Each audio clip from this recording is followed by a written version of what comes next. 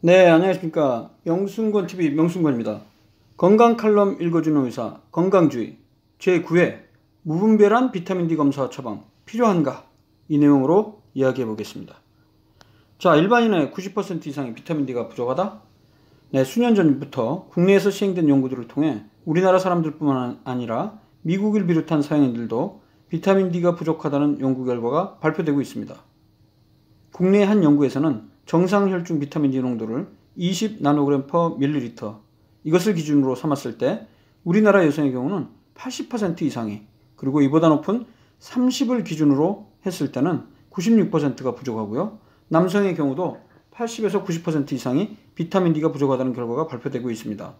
어떤 의사는 인터뷰를 통해 혈중 비타민D 농도는 최소 30 이상이 되어야만 뼈 건강 등에 도움이 될 수 있고, 특히 일부 암의 발생을 줄이는데 도움을 받으려면 혈중 비타민D 농도를 40에서 60 정도로 유지해야 한다고 주장하고 있고, 부족한 경우에는 비타민D를 복용하거나 주사를 맞아야 한다고 주장하고 있습니다. 이와 함께 수년 전부터 특히 개원가에서는 혈중 비타민D 농도 검사와 비타민제 복용 혹은 비타민제 주사가 유행하고 있습니다. 그렇다면 현재 제시되고 있는 정상 혈중 비타민D 농도 적정한가?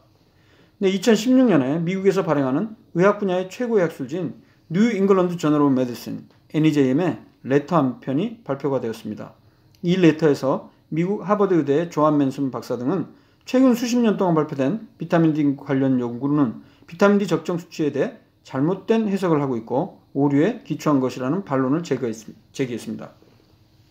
영양소 섭취 기준에 따르면요, 건강인 집단을 대상으로 50%에 해당하는 사람들의 혈중 비타민D 농도는 16입니다. 그동안 전 세계적으로 학술제 발표된 많은 연구에서 비타민D의 적정 수치, 즉 정상 농도로 제시되는 혈중 농도가 20이었는데요. 이것은 건강인 집단에서 혈중 농도가 가장 높은 사람 순서대로 봤을 때 상위에서 2.5%에 해당하는 농도입니다. 즉 100명 중에 가장 높은 3등, 2.5등에 해당하는 것이죠. 건강인의 97.5%에 달하는 사람들의 요구량을 만족하는 수준인데요. 이러한 개념은 제2차 세계대전 당시 미국에서 만들어진 권장 섭취량입니다. 즉 권장 섭취량이라는 개념을 만들 때 건강인 중에서 가장 높은 수준의 섭취량을 기준으로 대부분의 사람을 만족시키는 양으로 결정했기 때문에 이렇게 과도하게 높이 설정된 기준으로 정상과 부족 혹은 결핍으로 나누는 것은 잘못 해석하고 있다는 것이죠. 다시 말하면 비타민D 혈중 농도가 20 이하라도 12에서 20 사이라면 정상인의 대부분에 해당하는 것이고요. 뼈 건강을 유지하는 데 적절한 상태로 봐야 합니다. 그럼에도 불구하고 20 이하면 부족증이라고 잘못 기준을 적용했기 때문에 수많은 연구에서 전 세계적으로 비타민 D 부족증이 마치 유행하는 것처럼 잘못 보고되었다는 것이죠. 2007년에서 2010년 미국 건강영양조사 결과를 이 기준, 즉 12 미만으로 적용하면 미국인 1세에서 70세 사이는 13%만이 비타민 D 부족이고요. 6% 미만만이 결핍 상태가 됩니다. 우리나라의 경우에도 이 12 기준을 적용하게 되면 비타민 D 부족은 20%를 넘지는 않을 것으로 추정됩니다. 즉 정상의 기준을 과도하게 높이 설정했기 때문에 과잉 검사와 과잉 치료가 유발되고 진료비가 상승할 뿐만 아니라 불필요한 비타민 D 선별 검사와 보충을 포함해 진료에 악영향을 미치게 되었다는 것이죠. 이 레터 이후에 2018년 2월 미국의 가정의학 학술지인 AFP American Family Physician에 발표된 고찰 논문과 사설에 따르면요, 미국 질병예방 서비스 특별위원회에서는 비타민 D 복용이 암, 심혈관 질환, 골절률을 감소시키지도 않고 생명 연장도 하지 않고 오히려 과도한 섭취는 식욕 감소, 체중 감소, 당뇨, 심장 부정맥을 초래할 수 있어 권장하지 않고 있습니다.